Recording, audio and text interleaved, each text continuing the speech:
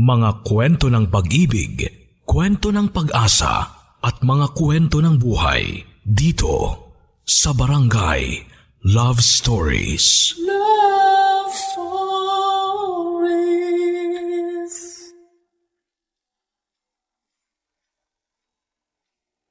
Kadalasan hinuhusgahan ang kakayahan natin sa kung paano natin sinimulan ng isang bagay. At hindi sa paraan kung paano natin ito napagtagumpayan. Ilang beses muna nating mararanasang pagdudahan bago makuha ang loob ng mga taong walang bilib sa atin. Ngunit sa huli ay mapagtatanto rin na hindi naman pala natin kailangan ang opinyon nila para magpatuloy sa buhay. Ganito ang sinapit ng kabarangay natin na si Jelay. Dahil sa nakasanayan niyang pamumuhay ay ilang beses siyang pinagdudahan kung kaya ba niyang mapagtagumpayan ang isang bagay na hindi pa niya nasusubukan. Ngunit kakayanin kaya niya ang mga pagsubok na kaakibat nito o susukuan na lamang niya ito. Pakinggan natin ang kanyang istorya dito lamang sa mga kwento ng pag-ibig, buhay at pag-asa sa nangungunang Barangay Love Stories. Dear Papa Dudut, isang pagbati po sa inyo at sa inyong mga tagapakinig na lagi nakatutok dito sa Barangay Love Stories. Jelay na lamang po ang itawag ninyo sa akin. 45 years old na sa ngayon. Matangkad po ako, morena, makurba ang katawan at baby face din.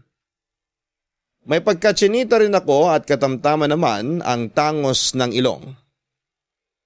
Ang kaso ay madalas akong napagkakamalang lesbian dahil sa panlalaki kong kilos at pananamit. Pero yung totoo ay pusong babae pa rin naman ako at hindi nagkakagusto sa pareho ko ng kasarian. Itong kwento ko pong ibabahagi sa inyo ay nangyari 10 years ago. Lumaki ako sa poder ng Kuya Tom ko. Namamasada siya ng tricycle sa araw at barangay tanod naman sa gabi. Broken family kami.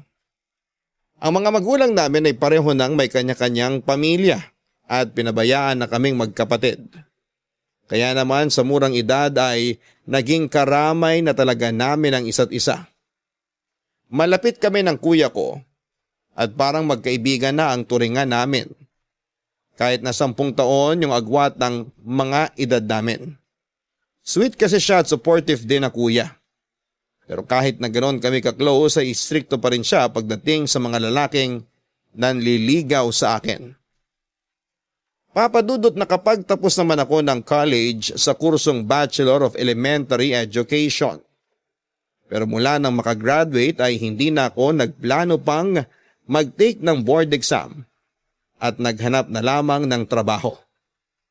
Hindi ko naman inakala noon na mahihirapan pala akong makahanap ng trabaho kahit nakatapos ako ng kolehiyo. Hindi naman ako mapili, kaya kahit na anong mapasukan basta marangal ay pinapatos ko na ng mga panahong yon. Hanggang sa matanggap nga ako bilang lady guard sa isang shopping center sa Olongapo City. At dahil nasa hustong edad na ako at hindi pa rin nagkaka-boyfriend ay madalas na akong tuksuhin ni Kuya Tom sa kapitbahay naming si Kano. Pangalan pa lamang ng lalaking yon ay halos umusok na yung ilong ko sa galit. Bukod kasi sa taglay kong kasungitan pagdating sa mga lalaki, hindi ko talaga gusto si Kano dahil sa mga bisyo niya at sa lantarang pagpaparamdam na may gusto siya sa akin. 32 years old na noon si Kano at naging palayaw na niya ang Kano dahil sa mga katangian niyang namana sa tatay niya na isang Amerikano. Ang kaso ay hindi pinanagutan yung nanay niya. 12 anyos pa lamang siya nang maulila naman sa kanyang ina dahil sa leukemia. Nagtapos naman siya ng high school pero tulad ko ay hirap ding makahanap ng maayos na trabaho noon. Kaya pangangalakal na lang muna ng basurang naging hanap buhay niya. Marangal naman ang trabaho niyang yon, kaya hindi ko siya minamalit doon. Ang ayaw ko lang ay bukod sa bisyo niya, ay yung hilig niyang bumarkada. Lalo na doon sa mga malalakas lagi ang amads sa lugar namin. Pero kahit na anong iwas ko sa kanya ay halos makabisado ko na yung kwento ng buhay niya dahil sa kuya ko, Papa Dudut.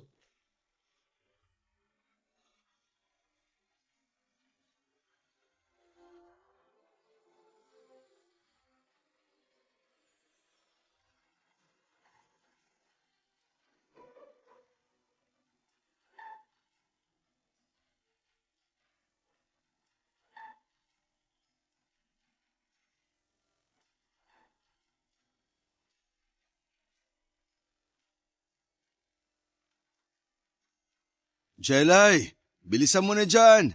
At nang maihatid na kita, kahit hanggang dun lang sa may kanto. Coding kasi ako ngayon eh.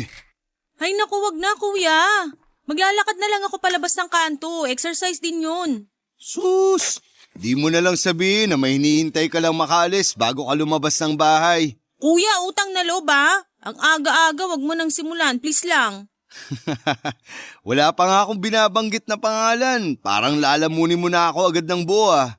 Wala kang ang binabanggit na pangalan pero alam ko naman kung sino yung tinutukoy mo. Wag ako kuya ah. Ito naman, di na mabiro. Pero speaking of the devil na malakas ang tama sa'yo, kaalis nga lang pala niya. Talaga lang ah. Wala akong pakialam sa taong yun. Kahit nga umakyat pa siya sa heaven, wala rin akong pake. Period. Ikaw talaga. Bakit ba masyadong mainit ang dugo mo kay Kano? Gwapo naman yun ah. Gwapo? Yak! Kung siya lang naman yung pamantayan mo ng kagwapuhan dito sa mundo, mawawala na ng pangit, no? Malabo lang kasi ang mga mata mo. Gwapo kaya yun si Kano. Naiinis ka lang talaga sa kanya. Biruin mo, kahit laging babad sa initan hindi nangingitim. Tisoy! Tsaka yung mga mata niya. Ang ganda, lalo na kapag kinikindatan ka. Gwapo pala diligawan mo na. Kung ako nga lang yung babae sa ating dalawa baka ginawa ko na. Sayang yun, baka makuha pa ng iba. Aba, parang sa tono mo kuya botong-boto ka sa kumag na yun para sa akin ah. Bakit naman hindi? Di hamak naman na mas kilala ko na yung si Kano kaysa sa ibang lalaki dyan. Ewan ko sa'yo kuya. Alam mo, tingin ko kailangan mo na magpatingin ng mata. Huwag mong pakialaman tong mga mata ko kasi maayos pa tong nakakakita. Ikaw ang magpatingin na para makahanap ka naman ng majojowa mo. Uy, mabubulok na lang yung ovaryo mo, di ka pa rin nagkaka-boyfriend. Baka sa katatanggi mo sa mga manliligaw mo tumandang dalaga ka na lang talaga. Mas mabuti nga kung ganun, walang sakit ng ulo. Tsaka kung kagaya lang din ni Kanu yung magiging boyfriend ko, wag na lang no? Sus, sinasabi mo lang yan. May naisip ako. Ano na naman yan? Magpustahan tayo. Pustahan? Para saan naman? Naku kuya baka kung ano na naman yung naiisip mo.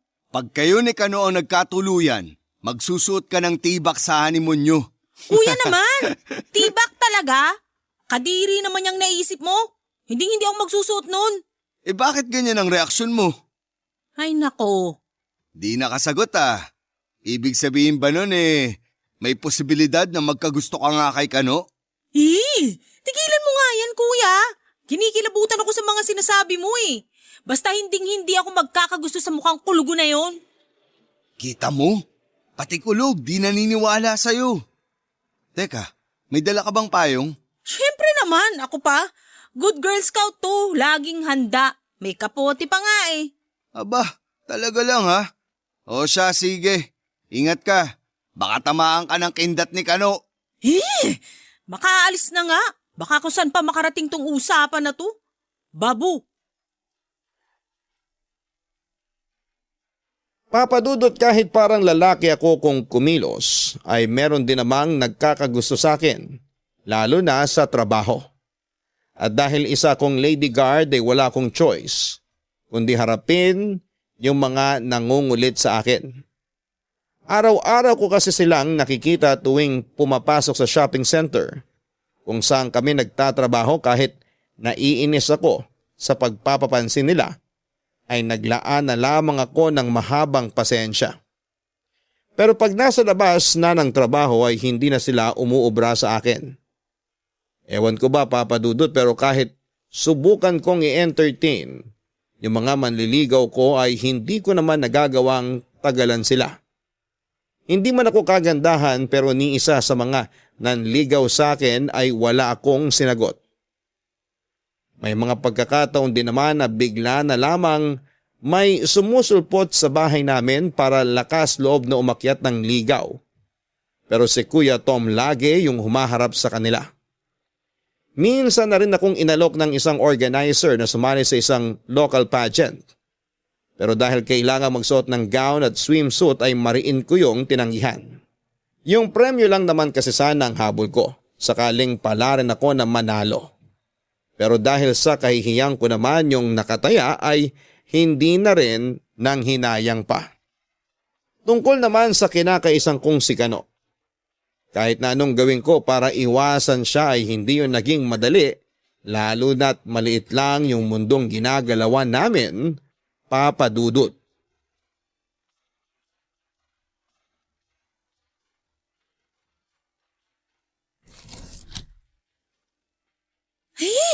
Naku naman, wala pala akong napkin dito sa drawer. Nakakainis. Ngayon pa talaga ako naubusan. Kuya! Oh, bakit? Nakabusangot ka na naman dyan. Ano kasi? Arte nito. Ano ba kasi yun? Ano? Lalabas ka ba? Baka naman pwedeng makisuyo. Ano nga? Di pa kasi sabihin, paalis na ako eh. Pwede bang magpabili ng napkin? Ano? Ako? Pabibili mo ng napkin? Pambihira ka naman oh. Sige na kuya. Ito pambili oh. Sa'yo na rin sukli. Ay nako, tigilan mo ako Jelay. Kahit diamante pa ang ipangsul mo sa akin, ayoko pa rin. Pabili mo na ako ng kahit ano, wag lang napkin. Kaya mo na yan, malaki ka na. Kuya! Bahala ka dyan. Ay, paano ba to? Mukhang mapipilitan talaga ako na lumabas. Ay, makabili na nga. Bahala na. Nasa tapat lang naman yung tindahan. Ay, sana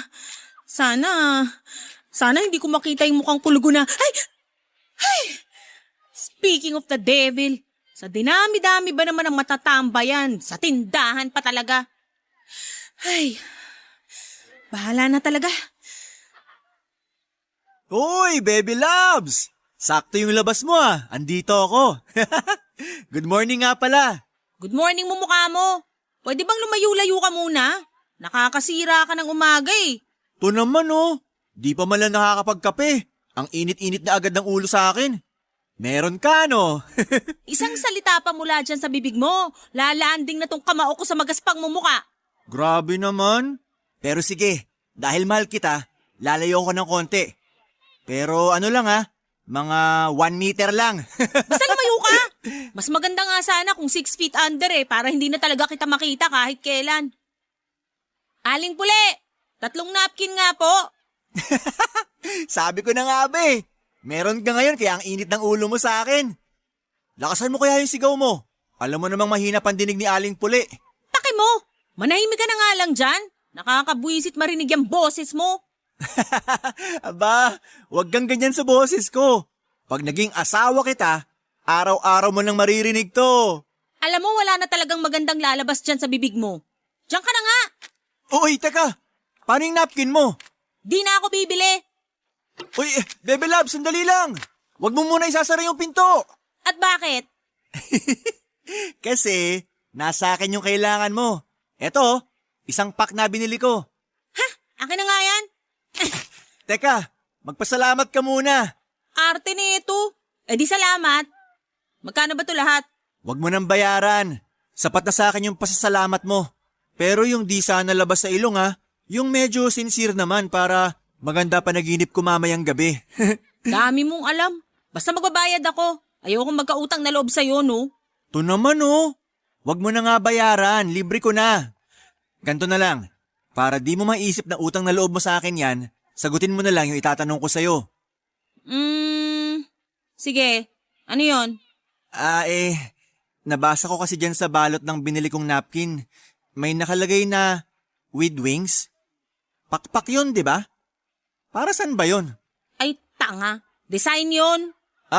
Kala ko naman kung para saan yung wings na yan. Oh, nasagot ko na yung tanong mo ah. Okay na. Okay na okay. Sige na, pasok ka na. Sige, basta libre to ah. Salamat uli. Tinanggap niya. 1 point ka no. 1 point! Papadudot nung lumabas pala si Kuya Tom ng bahay ay saktong nakita niya si Kano sa tapat ng tindahan. Si Kuya ang nagtimbre kay Kano na lalabas ako para bumili ng sanitary napkin. Kaya bago pa man ako makarating sa tindahan ay nakabili na si Kano ng isang pack. At yon ang ibinigay niya sa akin. Hindi naman po lingid sa kalamang ko na gusto ako ni Kano. Sa ilang beses pa naman niyang pagpapapansin sa akin noon, imposibleng hindi ko man lang yon mahalata sa kanya. Pero dahil walang araw na hindi ako naiinis sa kanya, malabo pa sa sabaw ng sinaing na patulan ko siya. Kahit anong pag-iwas ang gawin ko ay siya naman yung lapit ng lapit sa akin.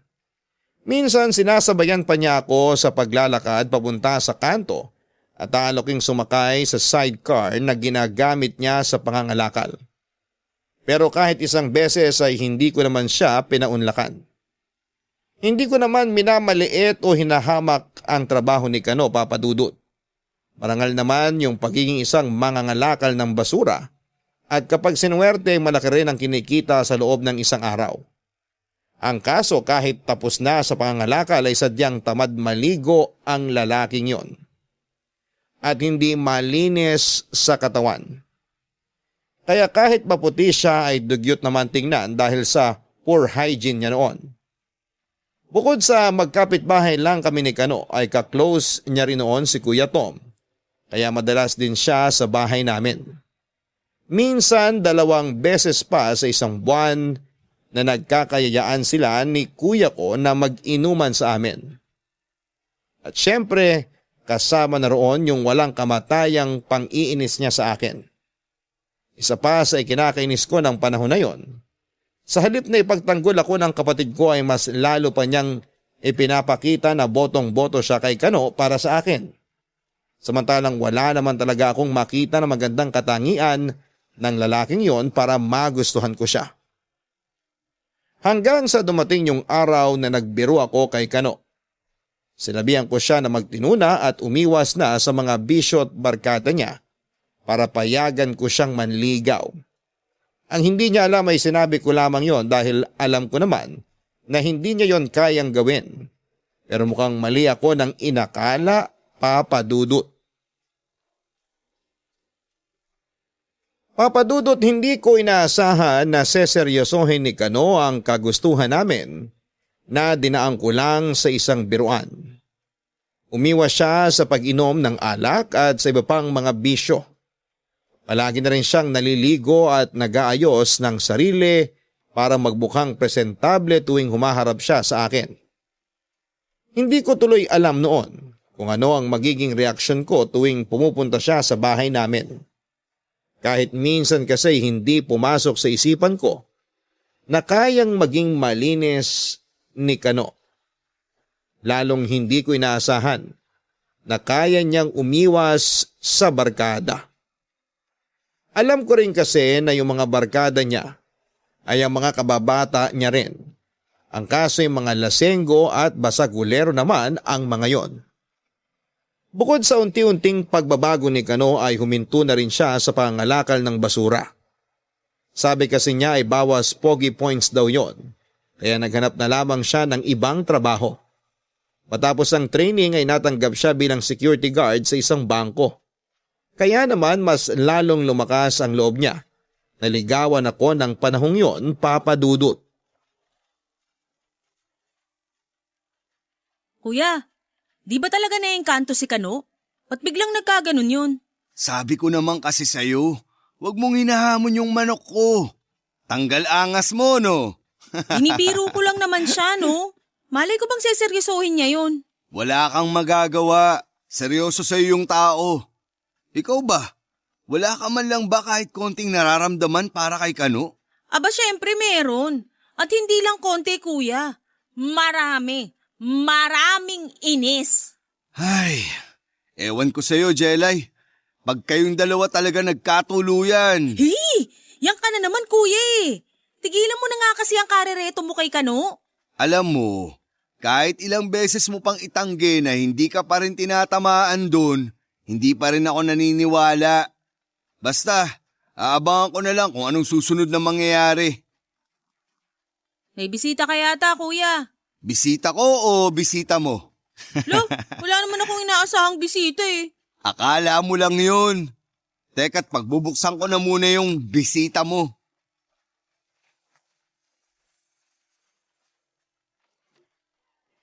Kano, pasok, pasok. Salamat tol. Si Baby Loves, andyan ba? Oo, ayun nga nakailata pa sa sopa. Aba, may dala ka pang bulaklak at naka-plastic pa. Tunay ba yan? Yun na nga tol. Gusto ko sanang bumili ng tunay na bulaklak pero malalanta lang din naman. Kaya eto, gumawa na lang ako. Ayos ba? Ayos na ayos. Sige na, lapitan mo na. Uy, mahal kong kapatid. Asikasuhin mo naman tong bisita mo. Tingnan mo, nag-effort pang gumawa ng bulaklak para sa'yo. Hi Baby Loves! Pambira! Nandito ka na naman? Halos dito ka na tumira. Ito naman. Kararating ko lang susungitan na agad.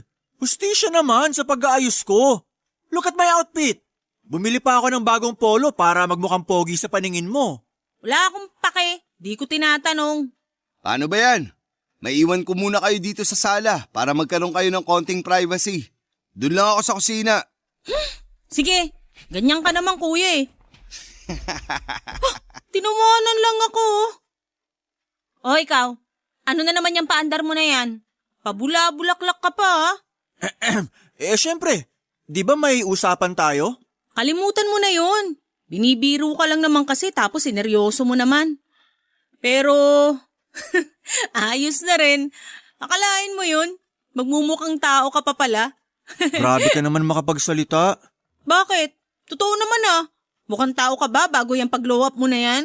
Ito naman. Seryosohin mo naman kasi ako. Ang usapan ay usapan. Wala na akong bisyo. Naliligo na ako araw-araw. We, may pruweba? Sus, yun lang pala eh. Kahit magkaamuyan pa tayo ngayon. Wag na. Mukha namang naliligo ka na talaga. Di ko lang sure kung araw-araw nga.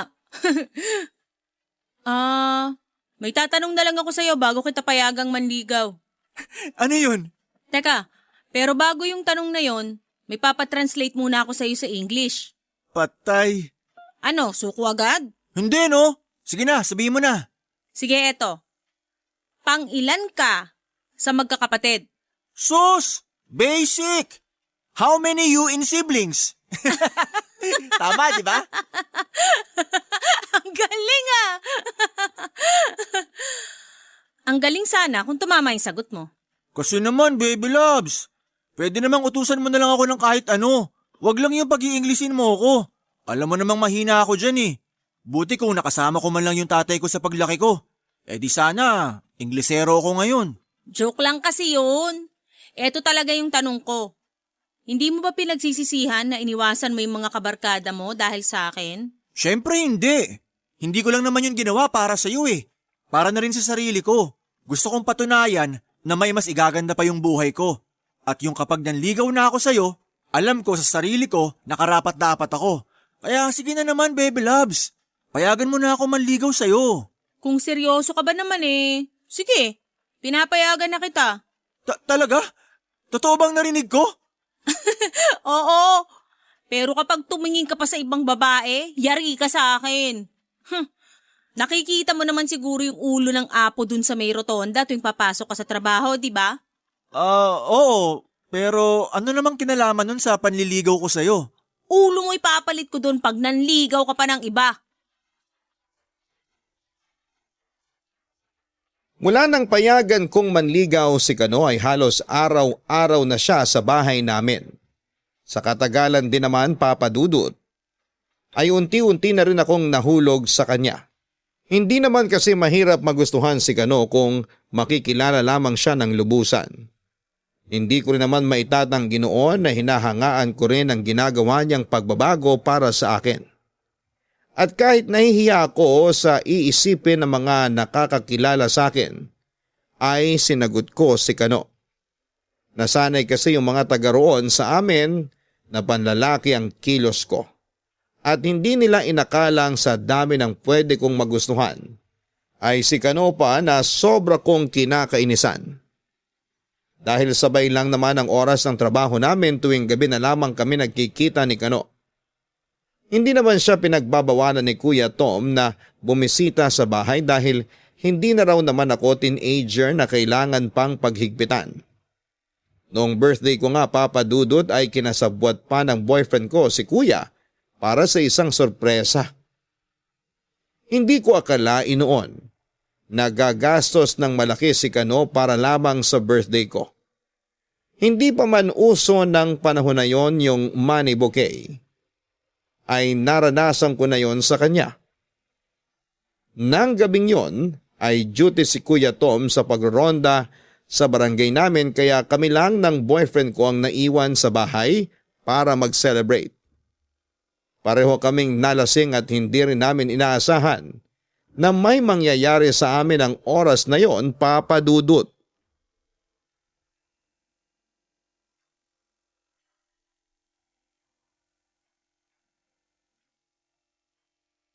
Ano nangyari, Kano?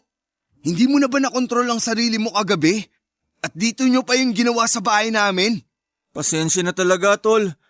Nadala lang talaga kami ng kalasingan kagabi. Sus! Lasing o hindi, alam nyo kung ano yung ginagawa nyo nun. Pasensya na talaga. Hindi na mauulit yun dito. Tsaka, handa naman ako na panagutan yung utol mo. Sakaling magbunga yung nangyari sa amin. Kayong dalawa nga dapat yung kinakausap ko rito eh.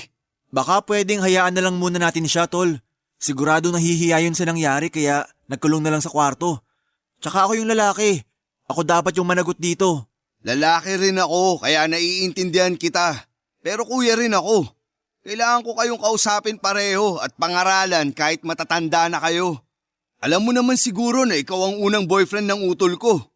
Di ko naman nakakalimutan yun, tol, pero… Ay nako, wala nang pero-pero. Hoy, Jelay! Lumabas ka nga dyan. Pag di ka nakipag-usap, ipakakasal ko kayo ngayon din, kaya wag mo akong subukan. Kuya naman matutulog pa ako eh. Mamaya ka na matulog. Umupo ka muna dyan sa tabi ni Kano. Mag-uusap tayong tatlo. Ano ba kasing pag-uusapan? Wala ka naman sigurong amnesia, di ba? Pag-uusapan natin kung anong plano niyong dalawa. Plano? Para saan, kuya? Ay, ganito kasi yun. Baka isipin mo pinaghihigpitan pa kita sa edad mong yan. Pero gusto ko lang makasiguro na hindi ka tatakbuhan nitong boyfriend mo kapag nagbunga yung nangyari sa inyo. Isang gabi lang naman yun, kuya. Hindi pa yun magbubunga. Ay, inosente ka pa nga. Ikaw, Kano, kaya mo bang pakasalan tong kapatid ko kung sakali? Choosy pa ba ako niyan, tol? Syempre naman, no? Tagal ko na kayang hinihintay na mapakasalan tong baby loves ko. Manahimik ka nga dyan. Sinadya mo siguro yung nangyari, no? Oy, di ah. Huwag kang mapanghusga dyan. Pareho kaya tayong lasing nun. Ba't parang defensive ka? Ikaw kasi. Ang bilis mo mag-isip ng masama tungkol sa akin. Basta, papanindigan ko yung sinabi ko na pananagutan kita kapag nabuntis ka. At magpapakasal kayong dalawa. Kuya! Ano pa bang inaarte mo dyan? May relasyon na naman kayong dalawa. Nakakahiya kasi kapag nalaman ng mga kapitbahay natin na bigla na lang akong nabuntis. Tapos tong mukhang kulugo pa na to yung ama. Hanggang ngayon pala kinakahiya mo pa rin ako. Ha? Uy, hindi ah. Hindi naman yun yung ibig kong sabihin. Uwi na muna ako, tol. Usap na lang tayo ulit. Sige.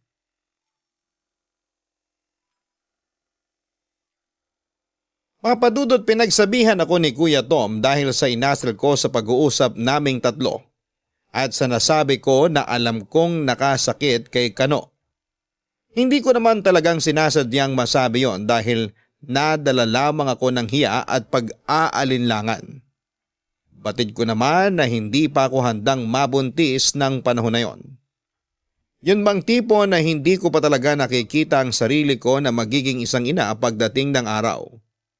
Nakonsensya naman ako kaya nangako na rin ako kay Kuya Tom. Nakakausapin ko ang boyfriend ko.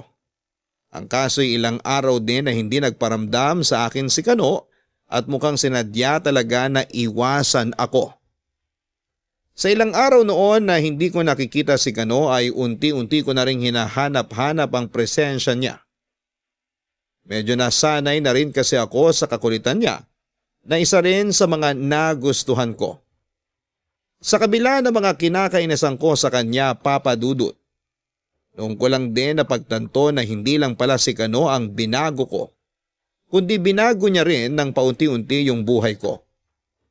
Bukod sa kuya ko ay siya pa lang kasi yung unang lalaki na nagparamdam sa akin na isa akong babae. Gentleman kasi siya at palaging iniisip kung ano ang mararamdaman ko. Bagay na hindi ko nagagawa sa kanya tuwing magkasama kami. At yun nga rin ang naging dahilan kaya sumama ang loob niya sa akin.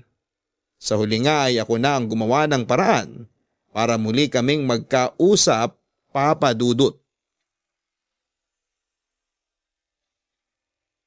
Papa Dudut, sa unang punta ko sa bahay ni Kano ay hindi ko siya naabutan dahil meron daw itong importanteng lakad.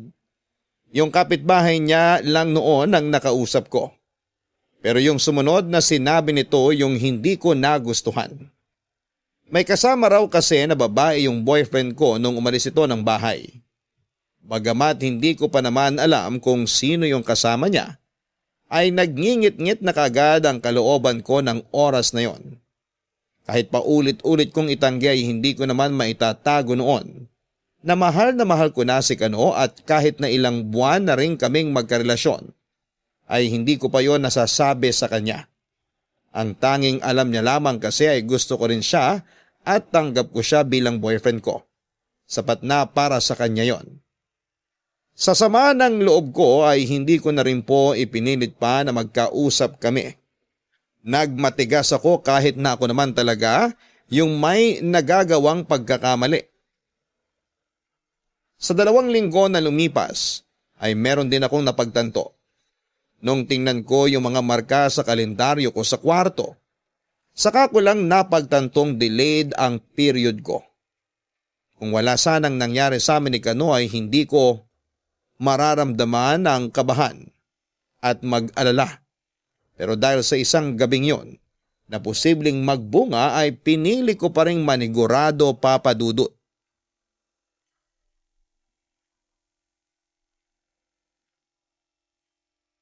Please. Sana mali yung nasa isip ko. Sana negative.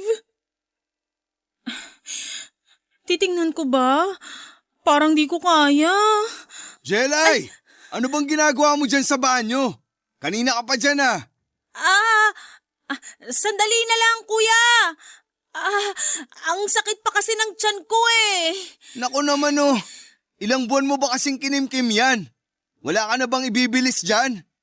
Pambihira, segundo na lang, lalabas na rin tong sama ng loob ko. Kanina pa nag-aalburuto tong tiyan ko. Tingnan ko na nga. Bahala na. Positive! Hindi. Teka, hindi pwede Hoy, to. ano ba? Bilisan mo naman. Eto na, bubuksan na. Oh, ba't ganyan yung itsura mo? Teka, umiyak ka ba? Ha? Hindi no. Masakit nga lang tong tiyan ko, kaya medyo napaluha ako kanina. Kalokohan mo. Hoy, kilalang kilala na kita, no? Huwag ka nang magkaila. Namimiss mo na si Kano kaya ka nagkakaganyan. Sabi ko naman kasi sa'yo, puntahan mo na Mas at malala pa doon, kuya. anong ibig mong sabihin? Baka naman buntis ka na. Ba't natahimik ka?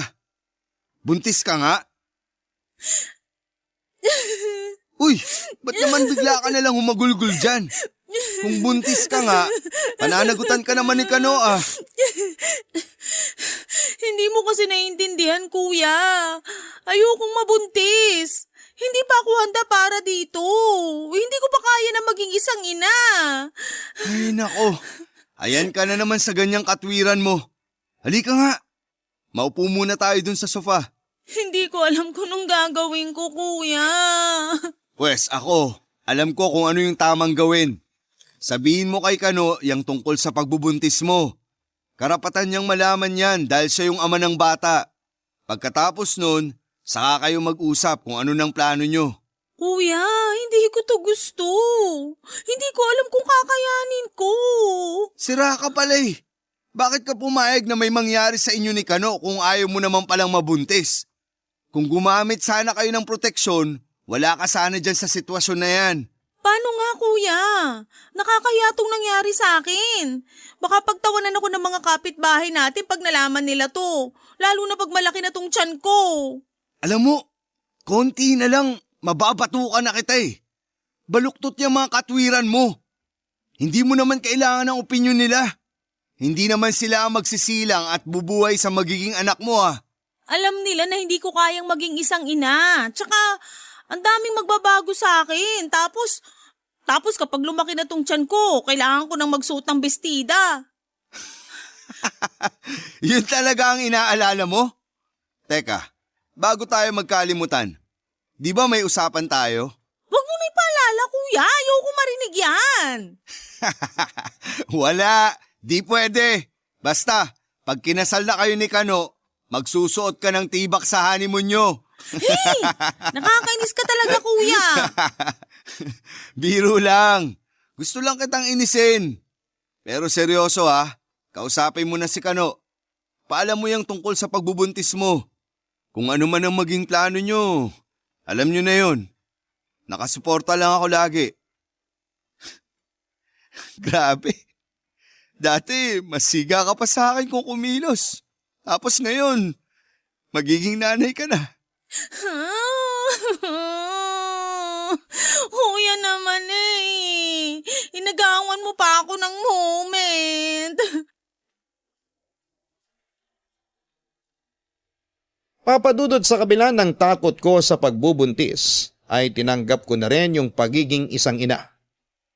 Inisip ko na lamang na hindi bunga ng pagkakamali yung batang nasa sinapupunan ko, kundi isang blessing para sa amin ng boyfriend ko at ng kuya ko na todo suporta para sa akin. Naging maingat na ako sa mga kilos ko at nagplano na rin huminto na muna sa pagtatrabaho. Sinabi ko na rin kay Kano yung tungkol sa pagbubuntis ko. Tuwang-tuwa naman siya nung malamang magkakaanak na kami. Doon na rin kami nagkaayos at humingi ako ng tawad sa mga nasabi ko sa kanya. At nangakong paninindigan ko na yung relasyon naming dalawa. Inaasahan ko na rin noon na marami akong maririnig na hindi maganda mula sa mga taong nakapalibot sa amin. Kesyo, kilos lalaki ako noong una at kunwari matino pero magpapabuntis din pala. Umabot na rin sila sa puntong pinagdududahan ng kakayahan ko bilang ina ng sanggol na nasa sinapupunan ko. Baka raw kung mapano lamang yung magiging anak namin kung ako yung mag-aalaga dahil wala naman daw akong alam sa pagiging isang ina. May mga pagkakataon na nakikipagsagutan ako sa kanila pero hindi naman nagkulang sa mga payo at paalala si Kuya Tom. Sa katagalan nga ay nasanay na rin ako na hindi na lamang pansinin yung mga panguhusga nila at nag-focus na lamang sa magiging anak namin ng boyfriend ko.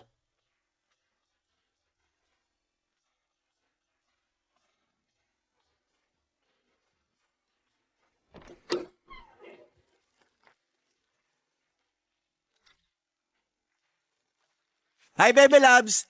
Dala ko na yung pinapabili mo mangga. Ba't ang tagal mo? Na-traffic lang. Pero huwag ka mag-alala. Dala ko naman yung pinapabili mo. At gaya ng bilin mo, dapat makinis, walang gasgas at sariwa. Ayos ba? Balatan mo na, tapos slice mo na parang french fries. Ha? Mangga tapos parang french fries? Seryoso ka ba? Ako na nga lang gagawa. Ha? Hindi, ako na. Ako nang magbabalat nito. Ako na nga, di ba? Iba na lang gawin mo. Ano namang ipapagawa mo? Simple lang. Ikaw gagawa ng lahat ng gawain ko dito sa bahay. Pero syempre, unahin mo na yung pagpupunas ng sahig. Pambihira naman oh. Ako talaga? Ayaw mo? Sige, umuwi ka na lang. Sige na. Gagawin ko na. Kung di lang talaga kita mahal eh. Nandun sa banyo yung timba at pamunas na gagamitin mo. Wala kaming map dito kaya pagtiyagaan mo na. Masusunod po, madam. Samahan mo ng konting bilis ha. Baka maabutan pa ni kuya na marumi ang sahig namin. Naku!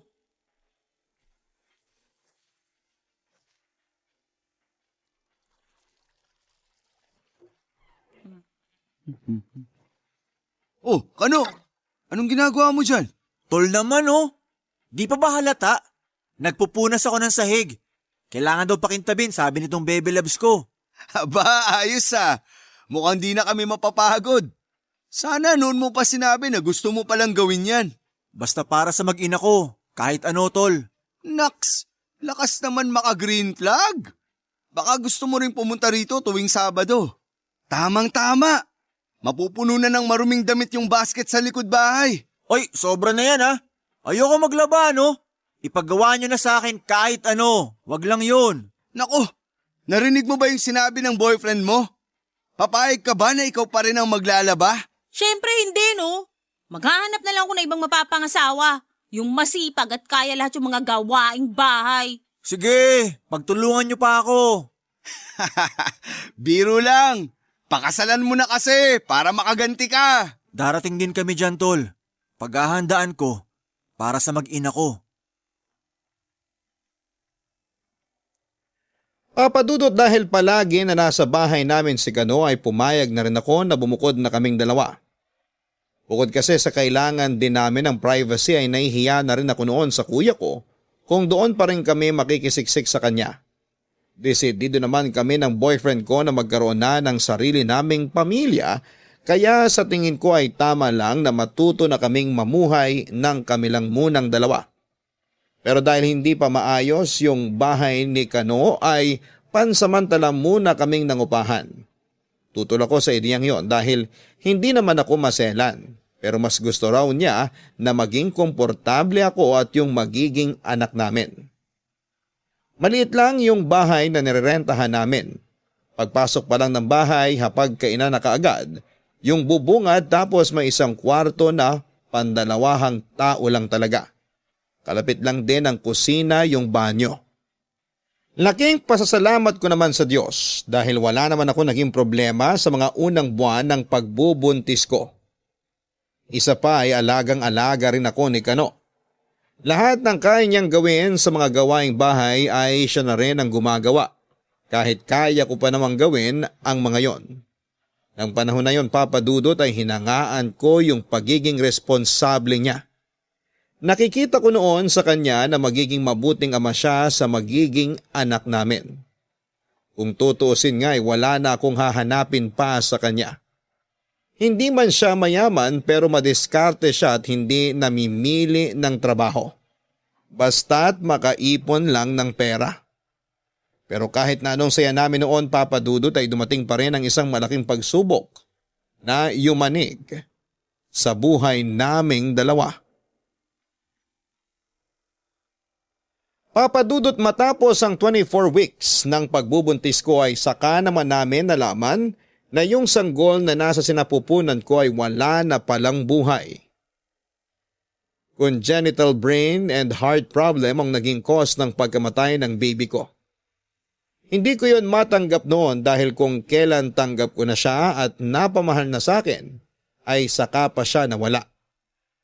Kung meron man sa mga nakikinig ngayon, yung nakaranas na rin ng stillbirth, alam nila yung pakiramdam ko ng panahon na yon. Ang mas masakit pa ay nailabas ko siya sa pamamagitan ng normal delivery Pero hindi ko na kailanman narinig ang unang iyak niya. Yung mga masasayang naisip ko noon sa pagsilang ko sa unang baby namin ay nanatili na lamang na imahinasyon. Halos hindi ko mabitawan yung baby ko ng sandaling yon.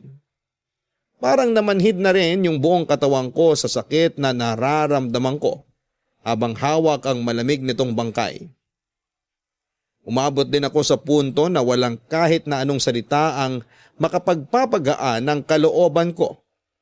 Ang tanging gusto ko lang noon ay mabuhay yung baby ko at makasama ko pa ng matagal. Bagay na imposible nang mangyari. Matapos kong maipanganak ang baby namin ay binigyan namin siya ng disenteng libing. Patid ko rin naman noon na hindi lang ako yung nasasaktan at nagluluksa sa pagkawala ng baby namin. Pero pinilit ni Kano ang magpakatatag para sa aming dalawa. Alam niya na sa kanya na lamang ako kumukuha ng lakas. Ni isang beses ay hindi ko siya nakita ang lumuha. Pero kitang-kita ko noon sa mga mata niya yung matinding sakit at lungkot. Kung gaano siya kasaya noong nalaman niyang buntis ako, ay ganon din siya nalungkot habang unti-unting naglalaho sa paningin namin si baby ng araw ng libing nito, Papa Dudut.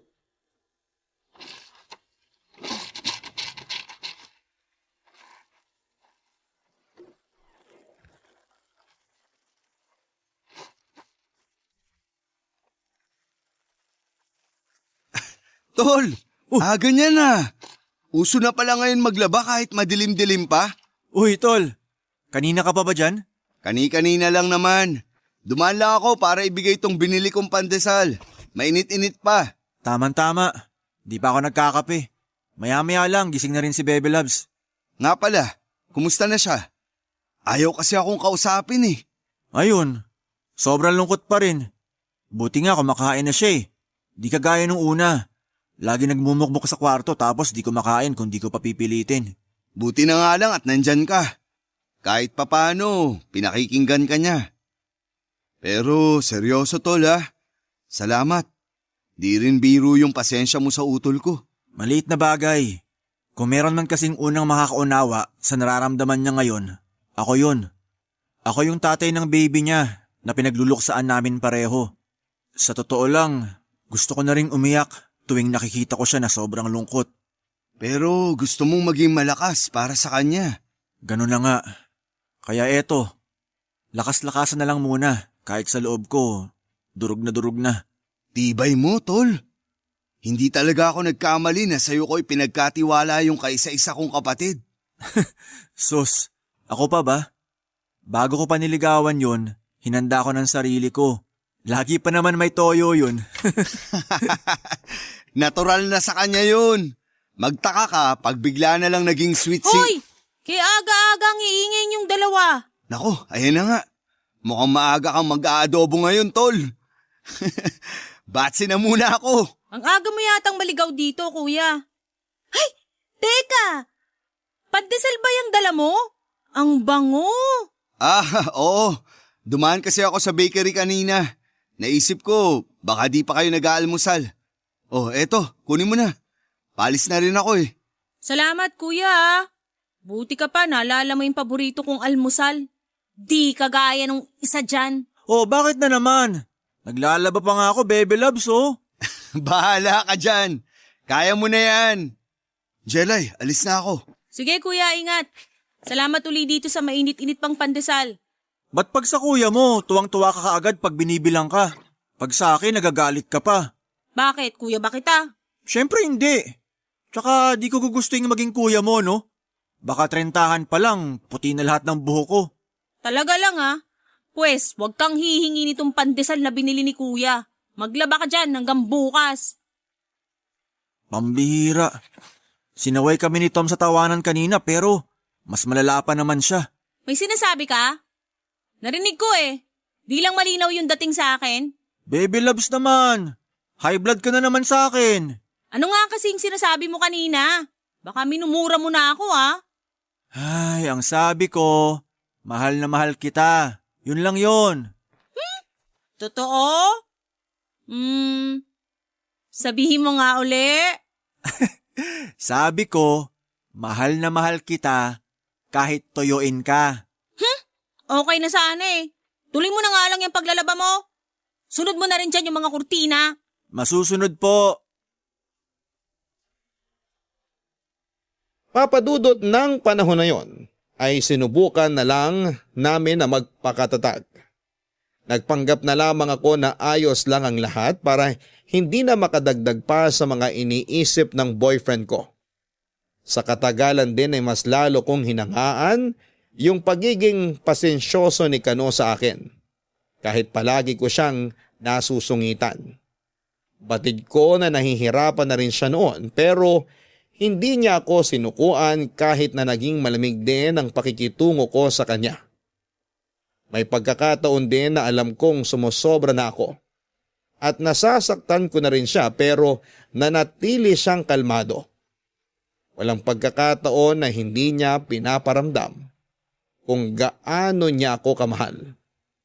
Kaya naman pakiramdam ko noon ay ako na yung pinakamaswerteng babae sa mundo. Sa kabila ng kabiguan ko na maging isang ina, sa unang pagkakataon ay wala akong naramdamang pagsisisi sa pagpili ko sa kanya dahil para sa akin ay hindi pagkakamali yung desisyon ko na papasukin siya sa buhay ko. Makalipas lang yung mahigit isang buwan ay nagpasya na muna ako na bumalik sa trabaho. Sa pagkakataong yon ay dalawa na kaming nag-iipon para maipaayos ang bahay na titirhan namin. Inisip ko na lang noon na kaya siguro hindi pa ibinigay sa amin yung pagkakataon na magka-baby ay dahil hindi pa kami gaanong kahanda para maging mga magulang. Kaya naman wala kaming sinayang na panahon. Sabay kaming nagsikap na makaipon para sa future namin at ng mga magiging anak namin papadudot.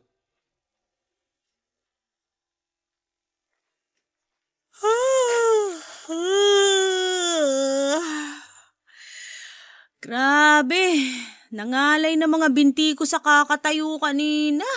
Ako nga rin eh. Pero batak naman to mga binti ko sa kakapedal ng bisikleta ko may sidecar nung nangangalakal pa ako ng basura. Teka, ang aga mo yatang nakauwi. Kanina ka pa ba rito? Kararating ko lang. Medyo nauna lang ng konti sa'yo. Upo ka muna.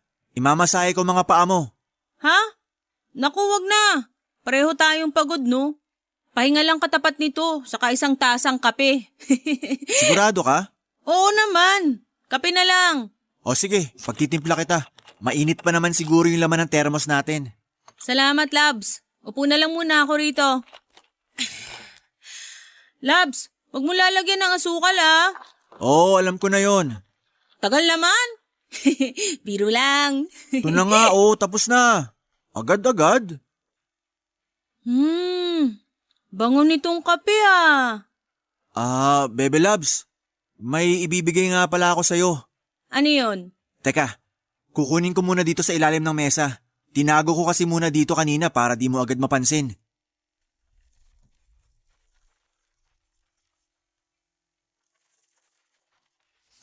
Eto. Sana magustuhan mo. Bestida?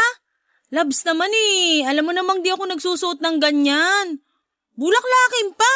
Sige na isuot mo naman to kahit ngayon lang. Para saan ba kasi to? Saka, ngayon talaga? Oo, ngayon na. O sige. Pero di ko nahuhubarin tong suot ko ngayon, ha. Susukatin ko lang to.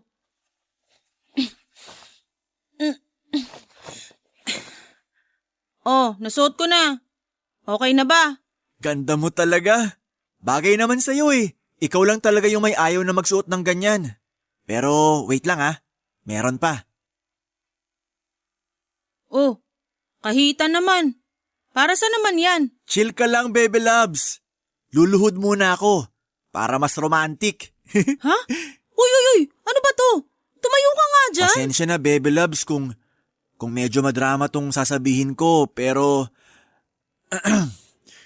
gusto ko lang na malaman mong habang pinapaubaya ka pa sa akin ng mundo, mamahalin kita ng buong buo kahit na walang kasiguraduhan kung magiging tayo pa rin hanggang dulo. Pero ako, sigurado ako Wala na akong ibang gustong makasama hanggang sa pagtanda, kundi ikaw lang. Sira ulo ka talaga. Baby loves, will you marry me? Siyempre naman, no. Aharte pa ba ako? Ikaw na yan, no. Oo, I will marry you. Salamat, baby loves. Ayos din tong pakulo mo, ha. Pinagbestida mo pa ako bago ka mag-propose. Hayaan mo na. Yan pa lang kasi yung afford ko sa ngayon eh. Isipin mo na lang, gown talaga yan. Pero low budget nga lang. Tsaka, ang baduy pala talaga ng proposal sa totoong buhay, no? Grabe ka naman. Umeport pa akong lumuhod tapos tatawanan mo lang. Biro lang. Siyempre, kinilig ako sa ginawa mo. Kaya salamat, Labs. Hindi lang para dito sa bestida at singsing na binigay mo, kundi para sa mahabang pasensya mo. At sa palaging pag-unawa sa akin kahit na minsan. Alam mo yun, parang sumusobra na rin ako. Sus, yun lang eh. Kahit gaano ka pa kasungit, di kita susukuan. Lalo na ngayong pumayag ka ng pakasalan kita. Sarap pala sa pakiramdam. Tama ka. Hindi ko nga rin nakalain na darating pa ako sa ganitong punto ng buhay ko. Kala ko kasi di na ako magkaka-boyfriend eh. Paano eh, ang sungit-sungit mo? Buti na lang matyaga ako. Tsaka di ka nalugi sa akin ha. Saan ka makakahanap ng ganto ka pogi na naglalaban ng mga panty mo? Hindi ko muna yung bibig mo. Malamig na yung kape ko. Ay, sabi ko nga.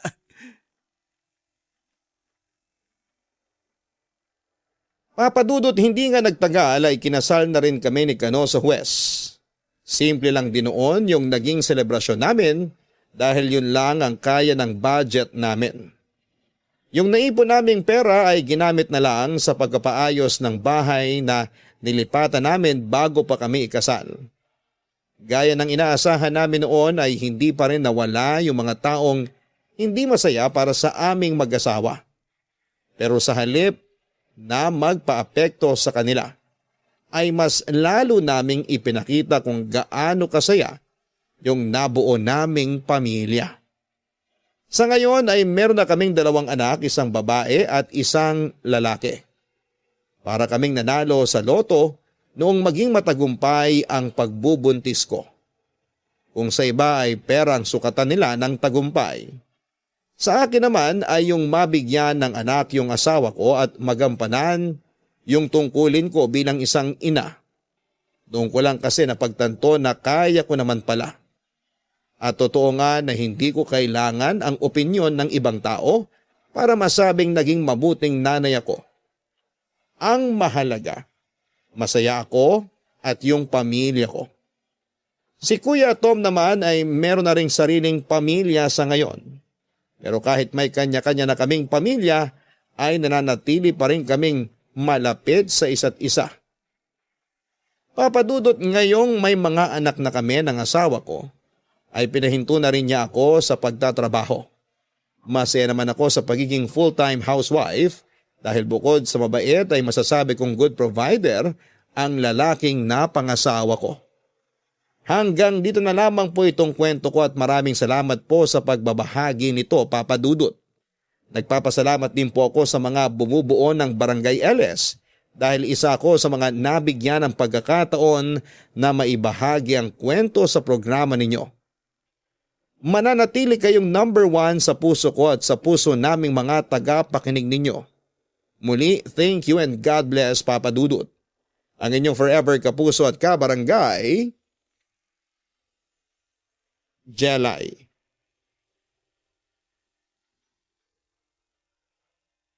Mga kabarangay, tunay nga na ang tagumpay ay hindi lang nasusukat sa mga material na bagay at kung gaano karangya ang tinatamasa natin sa buhay. Magkakaiba man tayo ng definasyon ng tagumpay. Ang mahalaga ay masaya tayo at kontento. May mga pagkakataon din na may mga taong magpaparamdam sa atin na hindi sapat yung kakayahan na meron tayo para mapagtagumpayan ang isang bagay. Tulad na lamang ng kwento ng letter sender nating si Jelay. Dahil kilos lalaki siya noon. May mga taong pinagdududahan ang kakayahan niya bilang isang ina. Pero sa huli pinatunayan niya na mali ang inaakala ng mga taong yon. Ito ay isa ring patunay na hindi mawawala yung mga taong manghuhusga sa ating kakayahan. At para sa masaya at tahimik na buhay ay wag na lang natin silang patulan. Dahil mas masarap gumising sa araw-araw na wala tayong kaaway. Hanggang sa muli, maraming salamat. Ako po ang inyong si Papa Dudut sa mga kwento ng pag-ibig, buhay at pag-asa sa Barangay Love Stories number 1. Sabay-sabay nating pakinggan ang iyong kwento ng pag-ibig, buhay at pag-asa. Ipadala lang sa barangaylovestories@yahoo.com. Nagustuhan ng iyong napakinggan? Ituloy yan via live stream sa www.gmanetwork.com/radio.